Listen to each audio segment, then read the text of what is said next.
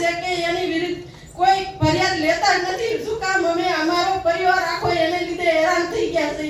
ખાસ કરીને બધાએ કોઈને એ કહેવા માંગી છે કે અમારી જમીન એની પાસેથી છોડાવો. અત્યારે મારું પરિવાર વેર વિખર થઈ ગયું છે. એના લીધે મારો પરિવાર મરવા સુધી વયો ગયો છે. મારા પતિએ દવા પીધી તોય કોઈ અમને જવાબ દીધો નથી.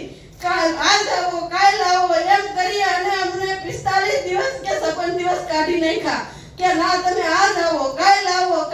કેમ કે અમે ગરીબ છીએ એટલે, અને એ પૈસા વાળો એટલે એ ગમે તેની પાસે જાય અને ગમે એમ કરાવી નાખે. હું કામે મારો પરિવાર એને રીતે રસ્તા ઉપર આવી ગયો છે.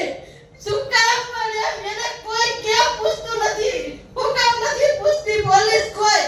આજ પરિવાર મારો એને લીધે ગમે ત્યાં રજડે છે કે ગમે મારપીટ કરી લે છે. મારા પતિને 2-3 વાર મારી લીધો. ગમે ને જાય તો આડો ઊભો રહે. શું કામે? પણ એમ અમારે એ કહેવાનું છે અત્યારે હું સારું સરપંચ છું તો એમને કોઈ જવાબ ન દે તો ગરીબ માણસને કોણ દે?